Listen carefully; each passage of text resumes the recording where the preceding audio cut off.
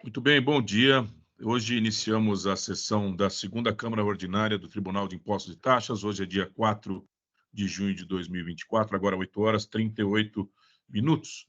Cumprimento a todos aqueles que eventualmente nos assistam, cumprimento o pessoal que nos dá suporte, especialmente Oswaldo, o Hélio, o Jailson. E aqui, cumprimento e anuncio aqui a formação de nossa Câmara. Temos aqui a presença do Dr. Samuel de Oliveira Magro, membro titular. Seja muito bem-vindo neste seu retorno. Temos também a satisfação de termos a presença do Dr. Daniel Moretti, seja muito bem-vindo. Também do Dr. Rui, que nos acompanha desde muito tempo e aqui sempre será muito bem-vindo. Cumprimento aqui, em nome de toda a representação fiscal, o Dr. Tabir Pirajá de Macedo Filho. É sempre uma satisfação tê-lo aqui conosco. E também a advogada que nos acompanha, a doutora Mariana. A doutora Mariana está aqui online? Doutora Mariana Rodrigues. Seja muito Bom bem-vinda à nossa dia, segunda Tonzinho. Câmara, doutora Mariana. Obrigada, bom dia. E como temos aqui a composição da nossa, da nossa Câmara anunciada, eu passo aqui a enfrentar o primeiro processo, primeiro e único processo de nossa pauta, em que é autuado Colchões Apollo Espuma Limitada. É um auto de infração 4138730. E temos aqui a inscrição da doutora Mariana Rodrigues para fazer a sua sustentação oral. Doutora Mariana, eu vou apenas aqui habilitar no sistema, gravar a sua presença, e aí já lhe passo a palavra para que possa fazer bom uso dos seus 15 minutos regimentais aqui. Se precisar de mais tempo, pode ter certeza que será concedido. Eu só vou aqui marcar a sustentação como realizada.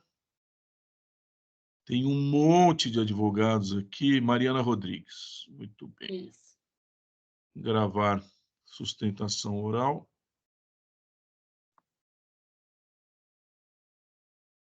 Muito bem, sem maiores delongas. Doutora Mariana, a senhora tem a palavra, fique à vontade, faça bom proveito do seu tempo. Bom dia a todos.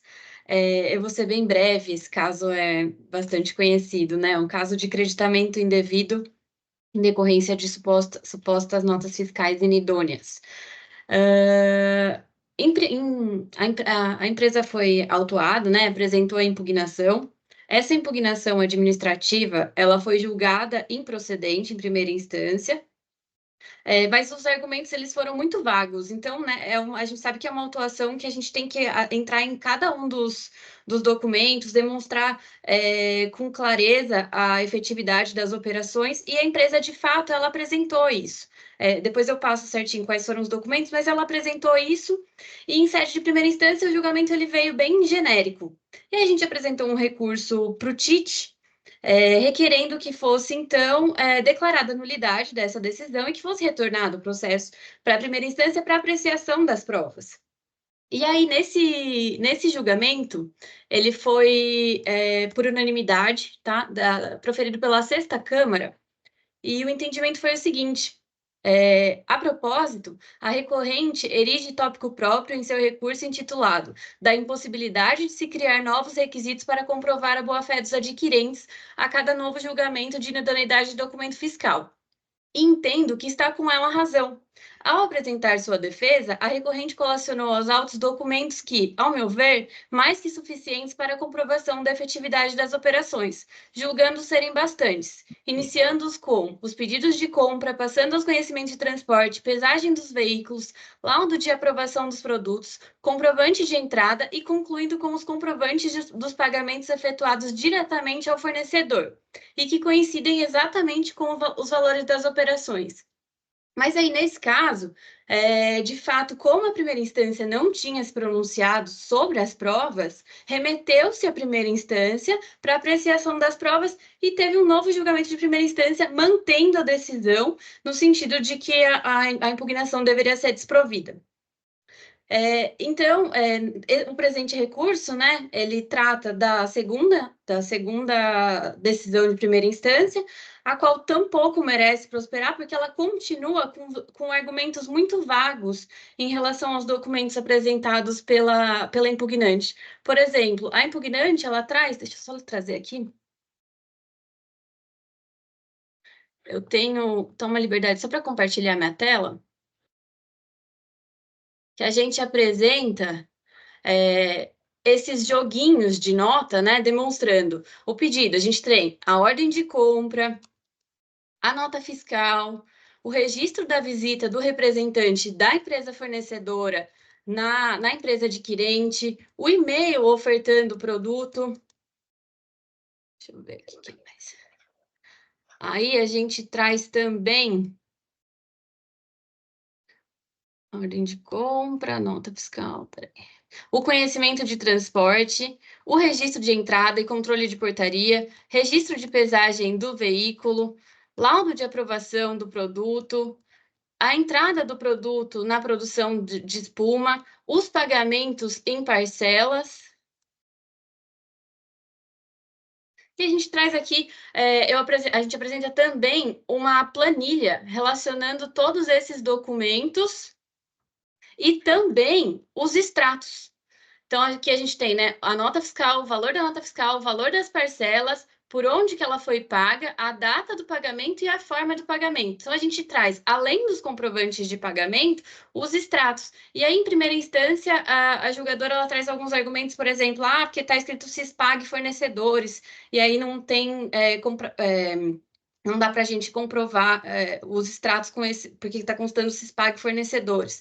Mas isso a gente até entrou em contato com o Banco Itaú, não tem como abrir essa informação. Para suprir isso, a gente traz os comprovantes dos pagamentos, a nota fiscal no valor, a gente traz diversos documentos, então que se contrapõem aos argumentos da julgadora de primeira instância. Então, tendo em vista toda a farta documentação apresentada, a recorrente pugna pelo provimento do recurso e pelo cancelamento da autuação, uma vez que, de fato, as operações ocorreram, então estão devidamente comprovadas nos autos.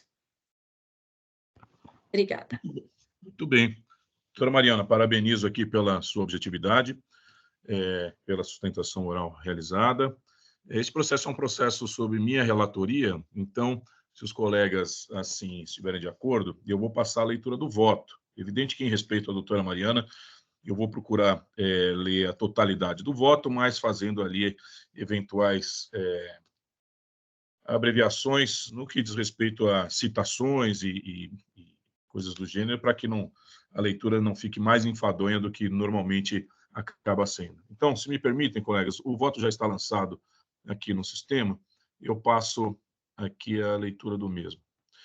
Só anunciando, como bem colocado pela doutora Mariana, é um caso clássico de creditamento indevido, onde os documentos da fornecedora foram considerados inidôneos, né? Aquela declaração de idoneidade posterior à data das operações, em que, essencialmente, o que se busca aqui em sede recursal é a comprovação da boa-fé da autuada. Então, eu passo aqui a leitura. Vamos lá. Trata-se de recurso ordinário, tendo por objeto o item 1 do presente AIN, cuja infração se resume no creditamento indevido de ICMS relativamente à entrada de mercadorias no estabelecimento que não atende às condições previstas no item 3 do parágrafo 1º do artigo 59, conforme se comprova pelas cópias dos documentos juntados, tudo em decorrência de terem sido considerados inábeis as notas fiscais escrituradas. Eu cito aqui decisão do STJ no sentido de que eu não seria obrigado a combater todos os argumentos manejados, mas, ao final, eu cito, mas eu sempre combato. Vamos lá. Sem maiores rodeios, revisito as páginas 2182 seguintes dos autos e da leitura do recurso ordinário, encontro inicialmente ponderações acerca da tempestividade da peça recursal, passando imediatamente à narrativa sintética dos fatos. Em sequência, passa a recorrente a tecer considerações preliminares acerca da suposta nulidade da presente atuação em decorrência da ausência de provas do ilícito, entre aspas. De plano, entendo que as alegações não procedem. Da leitura do quanto exposto, depreende-se que a recorrente toma como base da sua argumentação o fato de ter a sexta Câmara deste Tribunal de Depósitos e Taxas considerado mais que suficientes os documentos acostados aos autos pela recorrente, no que diz respeito à comprovação da veracidade das operações. Como fundamento de sua tese, colaciona entendimentos de respeitados juristas, bem como cita o Código Tributário Nacional e a jurisprudência dessa casa. Ato contínuo, junto às folhas 2194 seguintes, insurge a recorrente contra a metodologia adotada pelo AFR autuante, a qual teria desconsiderado a necessidade de reapuração do imposto no período do fato gerador. Pois bem, No que tange a primeira preliminar de nulidade apontada, obriga minha consciência a concordar com o quanto ventilado pela representação fiscal junto ao item 10 de seu lançado parecer de folhas 2272, quando se afirmou, aspas, essa arguição não cabe como preliminar processual, pois é matéria para ser decidida na análise do mérito, portanto, a preliminar de nulidade deve ser afastada. É como igualmente entendo. A questão acerca de estar ou não comprovada nos presentes autos a efetividade das operações não é matéria preliminar autônoma, mas se confunde de per se com o mérito propriamente dito, o qual será por mim analisado adiante ainda no corpo dessa decisão. Não por outra razão, dou guarida às mencionadas considerações da representação fiscal e afasto esta primeira preliminar de nulidade suscitada em sede recursal. Já em relação à segunda preliminar de nulidade, aviada às folhas 2194 e 2200, a tônica do quanto argumentado pode ser resumida pelo excerto abaixo. Eu vou citar aqui. Dessa forma, em essência, quando da análise da pertinência em constituir o crédito tributário, deveria o agente administrativo reconstruir a apuração de cada período cujo débito decorrente de creditamento indevido foi identificado, para só então verificar a existência de eventual saldo devedor passível de cobrança. Com todas as vênias de estilo, entendo que os argumentos acima destacados não merecem prosperar. Pondero. Ainda que munido de doutrina de escola e amparado pela jurisprudência citada, o fato de ter a autoridade autuante reconhecido o equívoco cometido não é condição suficiente para que se determine a nulidade da presente autuação, mormente pelo fato de que o trabalho fiscal foi corrigido pela própria autoridade fiscalizadora, o que resultou na reelaboração do demonstrativo de débito fiscal trazido originalmente aos autos vertentes, fato este inequívoco e irrenunciável. Não bastasse, do referido refazimento do DDF citado, relembro que foi reaberto o prazo para que a recorrente efetuasse o pagamento dos valores já reduzidos, com os descontos previstos pela legislação, quando da lavratura do AIN sob lupa. Se houve equívoco, este foi não só reconhecido pela autoridade fazendária autuante, como corrigido, como de conhecimento da autuada. A imposição da realidade é inconteste e, por si só, tem força suficiente para afastar qualquer argumento acerca da nulidade do procedimento adotado pelo AFR. É o que constato, como igualmente o fez a atenta representação fiscal, desta vez junto aos itens 13 e 14 do seu já citado parecer. Eu cito esses itens. Preliminar de nulidade, pois, afastada. Faço a análise do mérito propriamente dito. As folhas 2200 do seu recurso ordinário, a recorrente novamente se ampara do quanto anteriormente decidido pela Sexta Câmara Ordinária deste tribunal, quando a mesma entendeu pela suficiência dos documentos trazidos a esses autos para fins de comprovação da efetividade das operações realizadas entre a recorrente e a sua então fornecedora Gatstar. E lembra que a decisão proferida nesse título teve como resultado a devolução dos autos para o juízo monocrático, com a determinação de que outra decisão fosse proferida para aquela instância administrativa, nos termos contra lá decididos. O alcance do quanto decidido deu-se, pois, com a mencionada devolução, não fazendo coisas julgadas as conclusões lá apontadas, ao contrário do que parece fazer crer a recorrente, ao exemplo do excerto extraído das folhas 2202, seu recurso. Eu cito. Procura também a recorrente desqualificar a análise feita pelo julgador de piso em relação aos termos de sua impugnação, entendendo que aquela autoridade administrativa deixou uma vez mais de examinar o teor das provas trazidas a contento. Com essa vênia, penso que a insurgência da recorrente diante da decisão desfavorável aos seus interesses não possui condão de desconstituí-la como se nula fosse. Da leitura e releitura da nova decisão dada às folhas 2147 seguintes dos autos, forçoso concluir ter a mesma cumprido o quanto determinado pela já mencionada decisão da lavra desta Sexta Câmara Ordinária. Uma vez mais, lanço loas ao bem manejado teor do parecer da representação fiscal, de quem não passou despercebido o bom trabalho realizado pelo jogador de piso. Cito o item 15. Não há que se falar em invalidade do quanto decidido, com força é o que constato. Isto posto, revela-se imperiosa análise das razões recursais propriamente ditas, especialmente os argumentos trazidos junto ao capítulo intitulado da boa-fé da recorrente nas operações realizadas com o fornecedor, trazidas das folhas 2203 seguintes do seu apelo, especialmente no que toca à valoração dada ao corpo probatório carreado pela recorrente aos autos. É o que passo a fazer. Cito aqui que, como só vai acontecer diante de casos de comprovação de boa-fé, tem que ser o preenchimento simultâneo dos requisitos ali daquele recurso especial 11.48.444 do STJ, que seria veracidade da compra e venda, comprovação da verificação da regularidade do fornecedor, comprovação dos pagamentos e inidoneidade declarada em data posterior à ocorrência dos fatos. Cito aqui a decisão do STJ, cito a decisão da seção temática aqui do TIT e passo a análise de cada um dos elementos. 1. Quanto aos documentos trazidos aos presentes autos, o contribuinte juntou elementos de prova ou outros documentos com valor probante bastante que lhe favoreça. Revisito o teor dos documentos trazidos à colação pela empresa autuada, e neles encontro elementos de comprovação da efetividade das operações relacionadas às DANFs. Cito todas as DANFs. O que eu encontro? Ordem de compra, cito todas as páginas. Nota fiscal, cito todas. Controle de portaria, documento intitulado Relatório de Controle do Movimento do Prestador. Cito todas as páginas. Controle de registro de lote, cito as páginas. Ticket de saída, tickets de entrada, cito todas as páginas.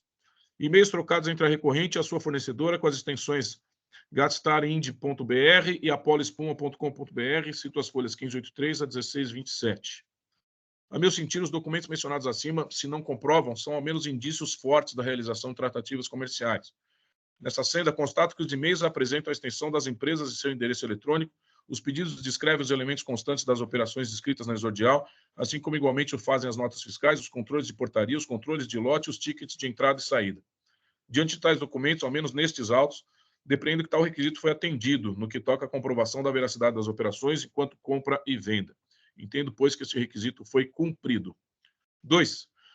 Não houve a comprovação da regularidade da empresa fornecedora quando da aquisição das mercadorias. Aponto a inexistência de comprovação quando da defesa pela autuada da regularidade da empresa descrita na exordial na época das operações subexame. O que se encontra nos autos é apenas a referência acerca de ter a empresa multinacional BASF indicada a fornecedora recorrente, o que per se não valida a empresa indicada, tampouco constata a sua regularidade perante ao fisco, ao menos no que toca a sua regularidade perante os agentes e órgãos públicos. É o que igualmente constatou a representação fiscal junto aos itens 30 e 31 do seu parecer, cito as folhas e transcrevo aqui. Contudo, deixo claro que a ausência de juntada aos autos de comprovação de consulta ao Sintegra ou demais órgãos cadastrais não é forte o suficiente para invalidar todo o corpo probatório a ser trazido em nome da comprovação da efetivação das operações, especialmente frente à chamada prova das provas, qual seja o pagamento, qual deve ser rígido e claro a comprovar a efetivação econômica das operações descritas na exordial. É nesse sentido que vem decidido em casos análogos ou idênticos por mim e por meus pares apreciados junto desta casa julgadora ao longo dos últimos anos. Havendo efetiva comprovação da sua boa-fé, da boa-fé da recorrente, através das demais provas exigidas, não só pelo egrégio STJ, como também seção temática desse TIT, a ausência de verificação da regularidade da inscrição da fornecedora junto ao fisco paulista não é forte o suficiente a desmerecer o valor probante dos demais requisitos, frise-se, quando efetivamente preenchidos. Em coerência com o entendimento aqui esposado e muito bem acompanhado por meus pares neste tribunal, concluo que restará secundária a verificação da regularidade dos fornecedores quando da aquisição de mercadorias, e eu boto em letras maiúsculas, desde que preenchidos os demais requisitos, especialmente a comprovação do pagamento das operações descritas pela autoridade autuante. Em caso, ao menos nestes autos, se assim ocorrer, será autuada dispensada da obrigação legal disciplinada nos termos do artigo 22A da 6374, cito. Em caso contrário, a boa-fé não restará comprovada. É como penso. Passo ao exame das demais provas carreadas aos autos. 3. Comprova o pagamento decorrente das transações comerciais referidas nas notas fiscais acostadas aos autos. Como mencionado, alhures, é o pagamento à prova das provas, especialmente quando se tem por objeto a comprovação da efetividade das operações realizadas entre uma empresa que veio a ser autuada em razão da imprestabilidade de documentos fiscais decorrentes dos efeitos retroativos da declaração de idoneidade de empresa fornecedora com quem comercializou, dada posteriormente à época das transações comerciais descritas em auto de infração. Uma observação inicial que reputo relevante. Não é de hoje que externo meu posicionamento acerca da validade dos pagamentos realizados através do sistema denominado PagFor, assim como SISPAG. Eis que, a meu sentir, seriam eles válidos como qualquer outro comprovante bancário de pagamento, especialmente de boletos. São eles, pois, a princípio idôneos e anunciam o pagamento de operações escritas na peça vestibular.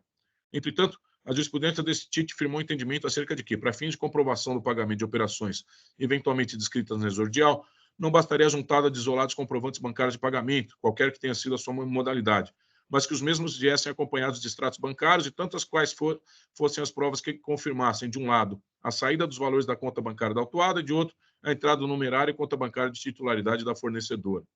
Cito como exemplo a apresentação de declarações colhidas junto ao próprio banco, a juntada de atas notariais comprovando a microfilmagem das compensações, os extratos fornecidos pela própria recebedora dos numerários e tantas outras provas às quais são submetidas diuturnamente a análise desse TIT em caso idêntico ou semelhante já a esse.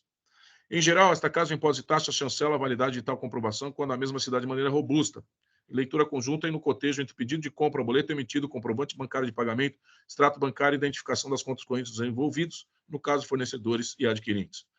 A esse respeito, encontro nesses autos os seguintes documentos: notas fiscais, ordens de compra, comprovantes de pagamento, extratos bancários, relação de pagamentos, escrituração da EFD SPED.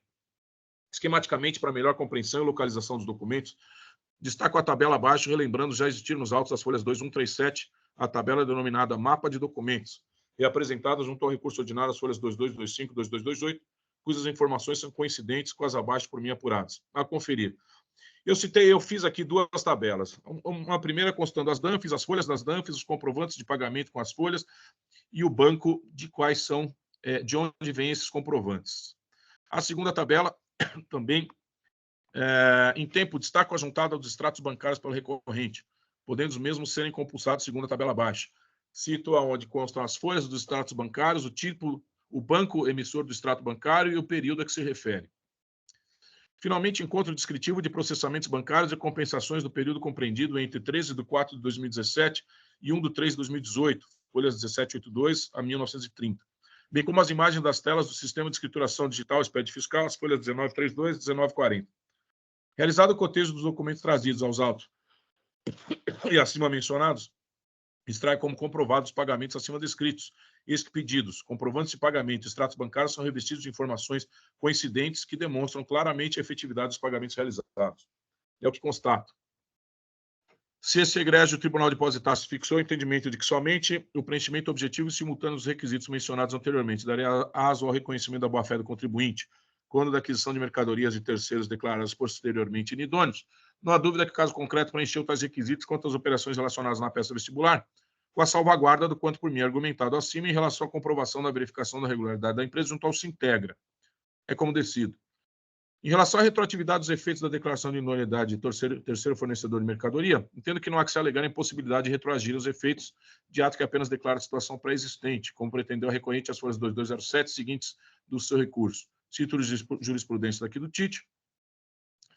Todavia, resta inequívoco o fato de que a inidoneidade da empresa fornecedora foi declarada pela Secretaria da Fazenda em momento muito posterior às datas em que ocorreram as operações escritas no exordial, o que faz com que tenha sido preenchido esse requisito riscado pelo STJ como necessária comprovação da boa-fé da autuada. Isto posto com a devida vênia, comprovados os requisitos da boa-fé da recorrente em relação ao acreditamento de CMS referente às operações escritas na exordial, com todas as vênias de estilo, entendo devam ser afastados os argumentos tecidos pela representação fiscal junto ao seu parecer, dado haver direito ao mencionado crédito. Com relação ao transporte de mercadorias, já muito entendo que o tema seja relevante no que diz respeito à comprovação da boa-fé de contribuintes adquirentes de produtos de empresas fornecedoras consideradas inidôneas, pelo simples fato de esse tema não ter sido trazido a julgamento pelo egrégio STJ, quando da decisão do já mencionado RESP 11.48.444. Da mesma forma, o tema transporte de mercadorias não foi aqui tratado em sessão temática.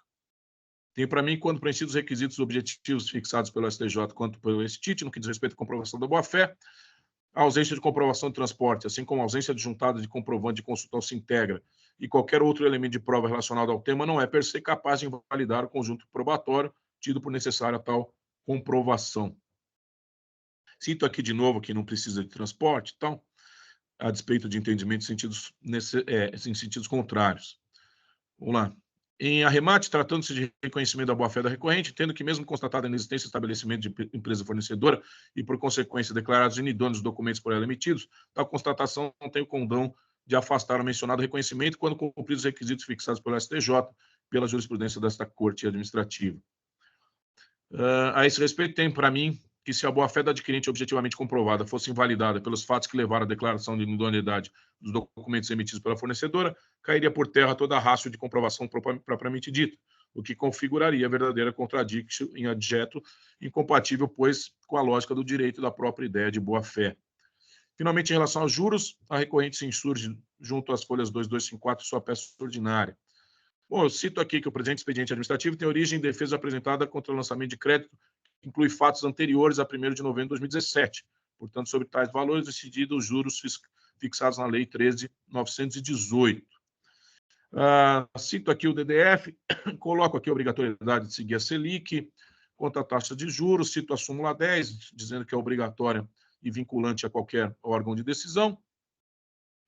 E, por fim, no que diz respeito à alegada ilegalidade da penalidade aplicada, inclusão indevida dos juros na base de cálculo da multa, riscada às folhas 2258, faz coro com as observações da representação fiscal, no sentido de não poder prosperar qualquer discussão a esse respeito, em razão da edição da súmula 13. Cito aqui a parte do parecer da representação. Diante do exposto de tudo quanto dos autos se verifica, conheço do recurso ordinário para dar-lhe provimento, face todo o conjunto probatório acostado aos autos, os quais reputo suficientes à comprovação dos requisitos da boa-fé em relação às operações descritas na exordial, devendo ser cancelado o lançamento tributário consubstanciado nesse auto de infração, AIN 4138.730 dígito 2. É como voto que ora submeto ao crivo de meus pares. Então, senhores, pelas razões aqui expostas, eu entendo que o conjunto probatório é mais do que suficiente para comprovar, de um lado, a efetividade das operações, do outro, os pagamentos realizados.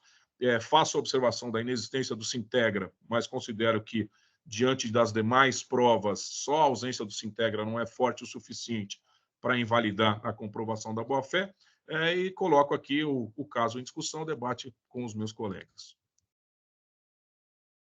Doutor Argos, bom dia a todos, bom dia, doutora Mariana, e parabéns pela boa e objetiva sustentação oral, parabéns, doutor Argos, pelo voto, sempre analisando todas as questões, né? Essa questão dos pagamentos, do transporte e do Sintegra, realmente são coisas que têm que ser analisadas caso a caso, né? E nesse caso particular aqui, eu preparei até, eu não sei se eu faço como uma manifestação, ou se eu peço vista efetivamente, porque já está mais ou menos pronta, uma manifestação acerca especialmente do Sintegra, da questão dos transportes e também do pagamento. Eu não sei se o doutor Samuel depois vai querer alguma coisa, mas talvez acho que seja mais interessante pedir vista mesmo, né? Não sei se o doutor Samuel vai olhar depois, se eu poderia fazer a manifestação e cancelar, se fosse o caso, e solicitar vista posteriormente. O problema da manifestação é que eu fiz uma tabela e normalmente não, ela né, fica fora de padrão quando a gente coloca em manifestação. Doutor Tabir, o doutor Samuel pediu a palavra, então vamos Doutor... ouvi-lo. Sim, claro. Ele tem uma solução, Sim. talvez, mais compatível aqui com a dinâmica da Câmara. Doutor Samuel, com a palavra. Obrigado, senhor presidente. Bom dia também a todos os membros da Câmara, representação, doutor Tabir, e a doutora Mariana, também parabenizando pela objetividade da sua sustentação oral, apontando os pontos cruciais, né, quando se trata dessa matéria aí de idoneidade aí de documentos fiscais. Bom, doutor Tabir, eu entendo que talvez dentro dessa lógica do senhor fosse interessante o senhor pedir vista, porque eu estou, assim, também parabenizando o doutor Argos aí pela análise que ele fez detalhadamente, cada ponto, cada conjunto de provas e tal, e eu, até esse momento, estou convencido do provimento do recurso, né, nos termos do relator, okay, né, doutor Argos, porque eu também conto aqui, o doutor está falando, estava conferindo aqui os documentos fiscais, as notas, já fui olhar que esse processo já passou por mim, né, e acho que eu perdi o prazo. Justo. Então, eu possivelmente em outro momento já havia analisado esse recurso. E com relação a isso, você colocou a questão do Sintegra, né, colocou aqui a questão dos pagamentos e tal.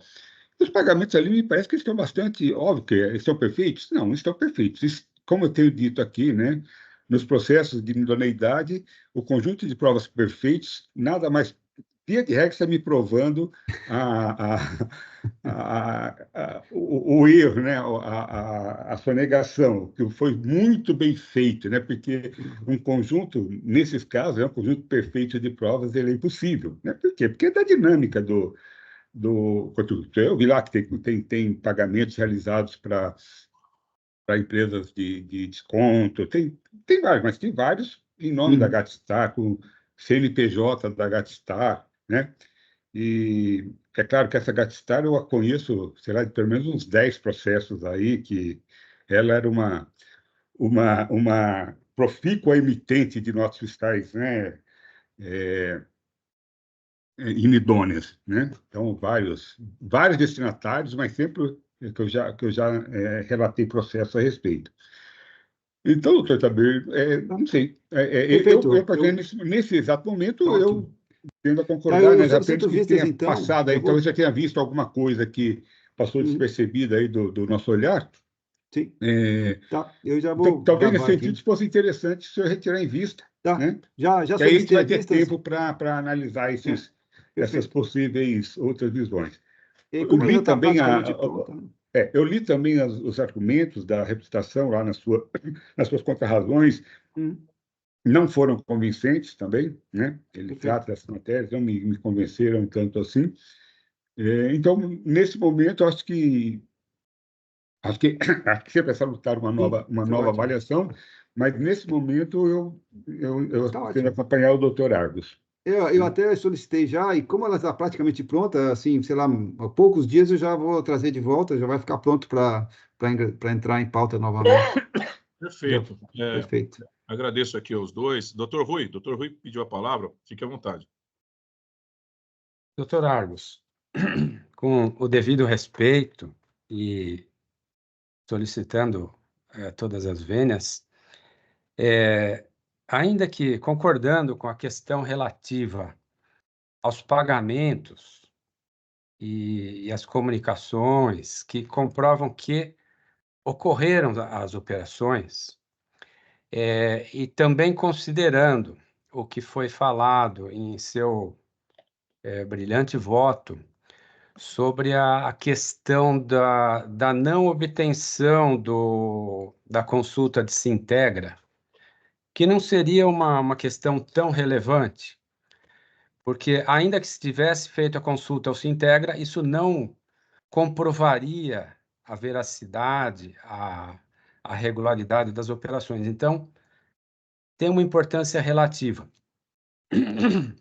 mas não tão relativa é a questão de que não houve, primeiro, que as operações não ocorreram da maneira descrita nos documentos fiscais.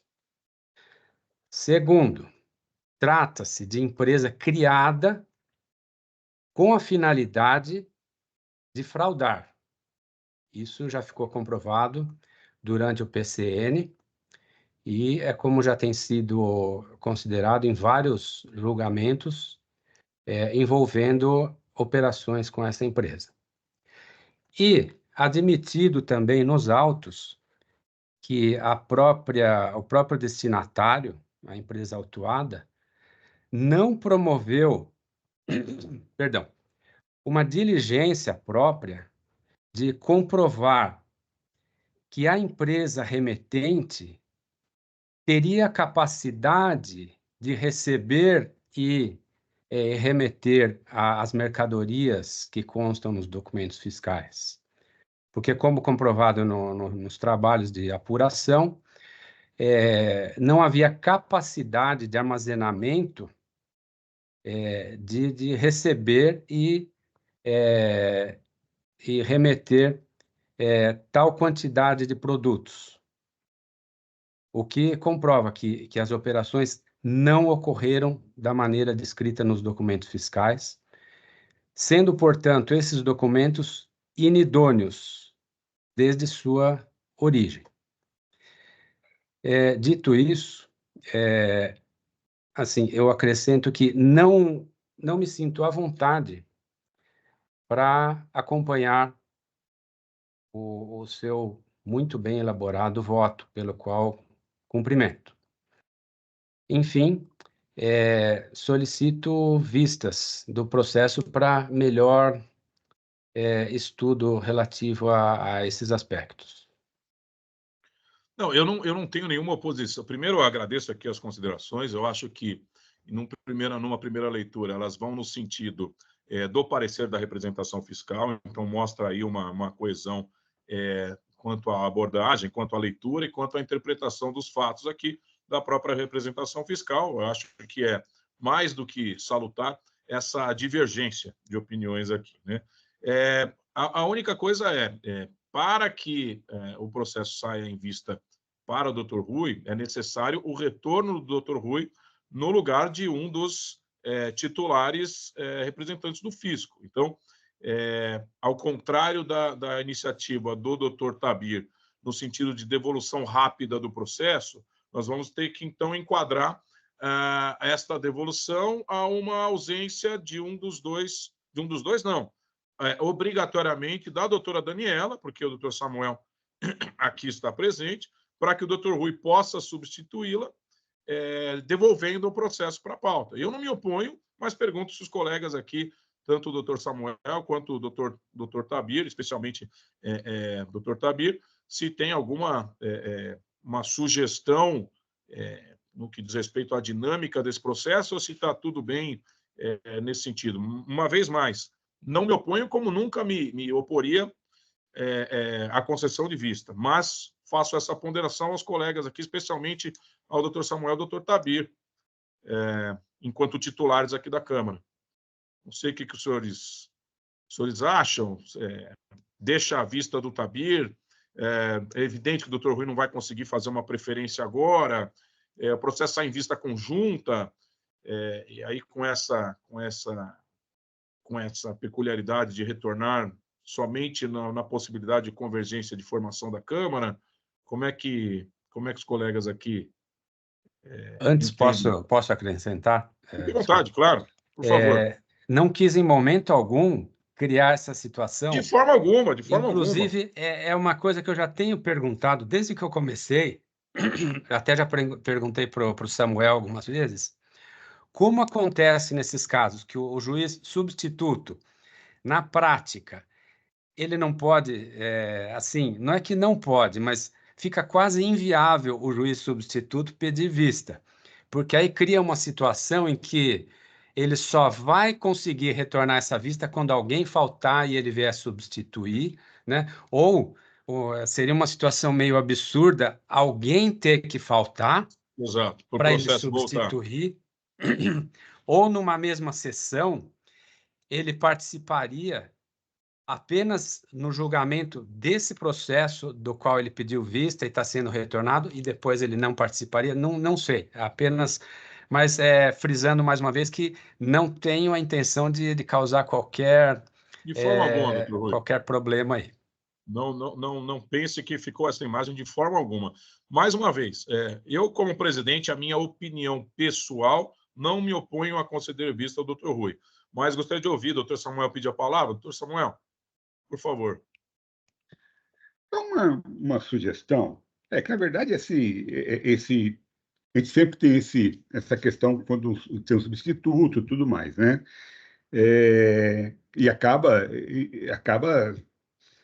E enfrentei muitas essas questões. Nós temos duas maneiras práticas de resolver isso, penso eu, né? Bom, primeiro que, assim, a substituição aqui do juiz servidor, ela não é muito difícil nessa Câmara, né? Sempre eu ou a Dani, a Dani, né, eu é por causa de férias, né? Que agora só vou ter no semestre, mas a Daniela, ela tem assistência, ela tem um monte de outras atribuições que muitas vezes ela é substituída. Então é só uma questão de já deixar avisado para ela, olha, Dani, o dia que você for faltar, avisa, que é já para avisar a Selma para colocar o Rui. Perfeito, né? Por mim. E, bom, então essa é uma solução. Uma outra solução, né, seria, talvez, tanto o Dr. Rui quanto o Dr. Tabir exporem qual será o sentido da sua vista, que de repente é a mesma vista, entendeu? De repente são os mesmos fundamentos que serão apresentados. Aí, nesse caso, aí eu tentaria convencer o Dr. Rui a não apresentar a vista, se ela já vai ser apresentada. Mas me parece que não, me parece que são dois pontos de vista aí que não vão convergir, né? O doutor Tabir vai ser uma questão de uma análise das provas específicas, parece que o doutor fala, olha, a questão não é só essa prova, a questão está do lado também do fornecedor, me parece que são dois... E aí essa segunda sugestão minha não vale, né? Só valeria a primeira. É a contribuição que eu tento dar, doutor Argos, que o senhor está na presidência, como eu já enfrentei muitos anos, essas questões aí. Eu acho que a primeira solução me parece a mais adequada. É importante, como eu disse aqui, sempre o contraponto, ouvir ali opiniões em sentido contrário, inclusive, neste caso em particular, opinião essa que talvez ajudará a formar a sua convicção, doutor Samuel. Né? Será importante ouvir os argumentos do doutor Tabir, ouvir os argumentos do doutor Rui, que talvez formem a sua convicção no mesmo sentido ou em sentido contrário. Portanto, se o doutor Rui assim desejar, eu peço só que, então, clique aqui na opção de pedido de vista, e essa vista será concedida sem qualquer problema. Não entenda que está causando qualquer obstáculo aqui ao desenvolver do nosso trâmite aqui, muito ao contrário. É realmente importante ouvir aqui uma segunda, uma terceira opinião, por isso temos aí vista conjunta. Doutor Daniel Moretti, gostaria de fazer alguma consideração a respeito do que foi colocado aqui, ou eventualmente da posição do voto, enfim? Doutor Argos, primeiro, parabenizá-lo pela precisão do voto. Eu o acompanharia, obviamente, em razão da substância toda que foi apresentada. Me parece muito importante esse apontamento feito pelo Dr. Rui, no sentido de que, independentemente do conjunto probatório ali apontado, você teria uma situação de impossibilidade na realidade fática, se eu compreendi bem, Dr. Rui, de realização das operações, mas me parece que aí o que nós temos obrigação de verificar aqui como julgadores é a existência efetiva da prova da acusação. Me parece que sem a prova efetiva da acusação não há como manter a autuação, principalmente porque o contribuinte trouxe aí elementos muito precisos que demonstram aquilo que estava ao seu alcance, tá? Quando da realização das operações, sobretudo da sua postura diligente. Então, são essas as minhas observações. Não vou pedir vista, doutor Argos. Teria o prazer de recebê-lo mais uma vez com essa informação. Mas penso que a discussão está muito bem instruída e muito bem embasada por todos os colegas. Perfeito. Eu já anuncio aqui que já foi concedida a vista também para o doutor Rui. Só uma última consideração de ordem meritória de casos semelhantes, né? Na verdade, a discussão de que as operações, não neste caso, mas em todos semelhantes, que as operações, ao final, se comprovadas, ainda que comprovadas, não correspondem àquela descrição contida na exordial, na peça vestibular, esta discussão ela é real, mas ela já restou superada quando da análise do STJ, que disse, olha, nestes casos aqui foi comprovada a inidoneidade do fornecedor. É evidente que se ele era inidôneo, se ele não preenchia os requisitos e teve a sua inscrição cassada, suspensa, ou que seja, é evidente, legalmente evidente, que aquelas notas fiscais elas são inidôneas. Elas não correspondem, ou o seu conteúdo não corresponde ao que aconteceu, no mínimo porque as notas não são válidas. Ponto. Isso é fato. Quando da análise pelo STJ, não se discutiu que a descrição das operações ela era equivocada ou ela não dizia respeito à realidade. Não, se superou isso. Diz, ok, não diz respeito à realidade, é falso mesmo, ou a nota é fria, ou a empresa era fajuta. Não se está discutindo isso. Está se discutindo se a empresa autuada, esta ou qualquer outra em casos semelhantes, como adquirente dessas mercadorias, se ela participou dessa fajutagem ou se ela agiu de boa-fé. Então, o que se discute aqui é a tese da boa-fé. Para a tese da boa-fé, a empresa precisaria comprovar os requisitos ali fixados em seção temática aqui, que nada mais são do que os mesmos do STJ. Desconsiderando, por um primeiro prisma, que a empresa fornecedora era fajuta, porque se não fosse fajuta, não se precisaria falar e entrar na questão da boa-fé. Vamos partir da premissa que ela é fajuta.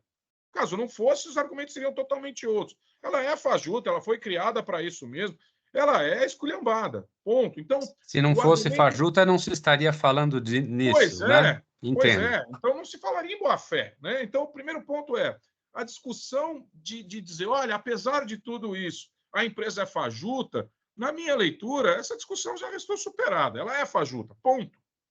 Né? O segundo ponto é, bom, dado o fato dela ser fajuta, o STJ, diante de um sem número de casos semelhantes ou idênticos, diz o seguinte, bom, mas uma coisa é ela ser fajuta e a empresa adquirente participou de tudo isso, em conluio, em fraude, em dolo, em simulação, chame como queira. E a outra coisa, que é uma situação diferente, ela simplesmente era uma adquirente, passou-se o contato, olha, compra dessa empresa. Ela comprou, ela pagou, ela recebeu, foi entregue e está tudo certo, vida que segue. E se ela seria passível de ser punida por essa aquisição enquanto da prática da sua boa-fé. Olha, eu não sabia que os caras eram fajutos. Eu pedi, eu ligava. Eu pedi, eu paguei, eu recebi e está tudo certo, e vida que segue. Então, a análise aqui, pelo menos como eu costumo tratar esses casos, bom, independente da esculhambação toda e das notas não serem válidas, vamos ver se a postura da adquirente é uma postura efetivamente de boa-fé ou não.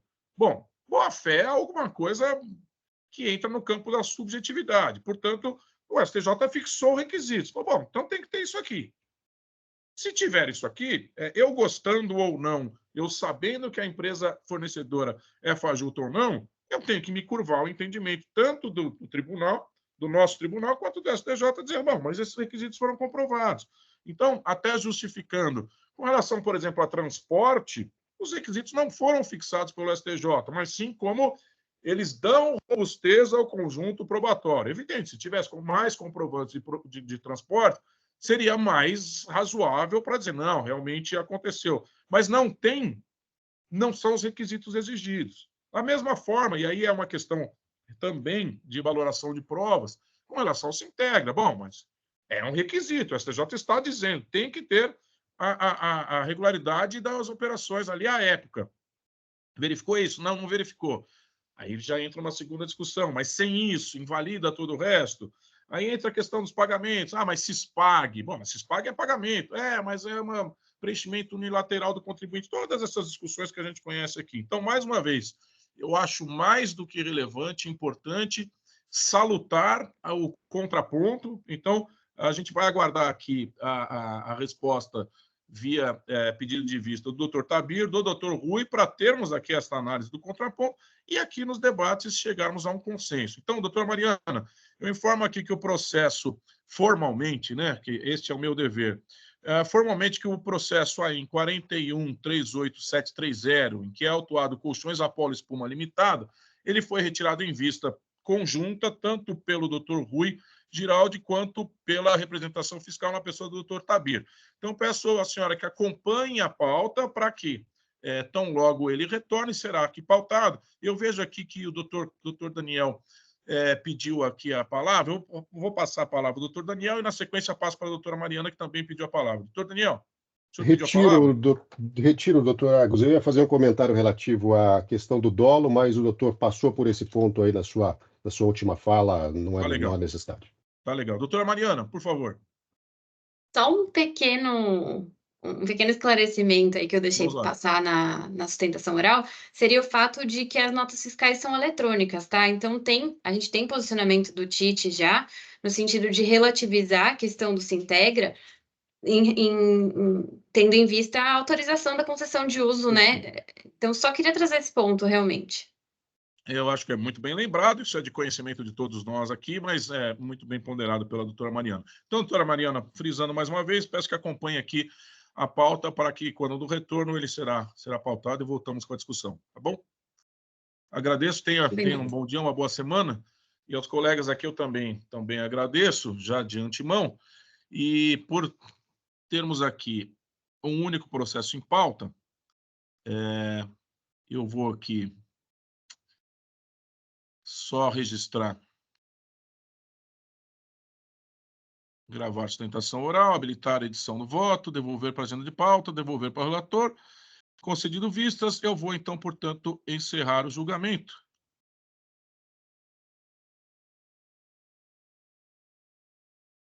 Tendo o processo saído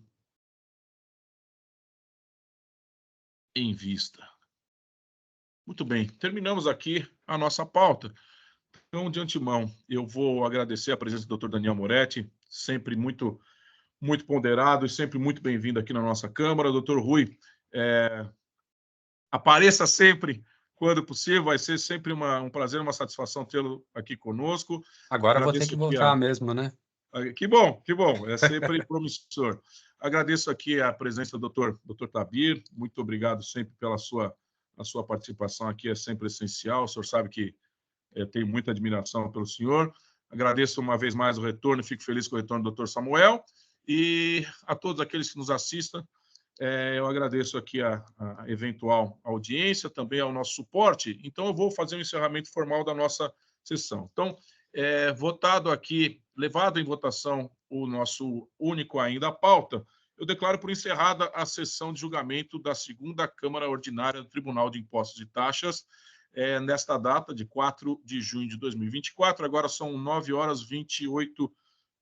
Agradeço a todos, desejo um bom dia e peço ao nosso suporte, Oswaldo, por favor, peço que encerre a nossa gravação.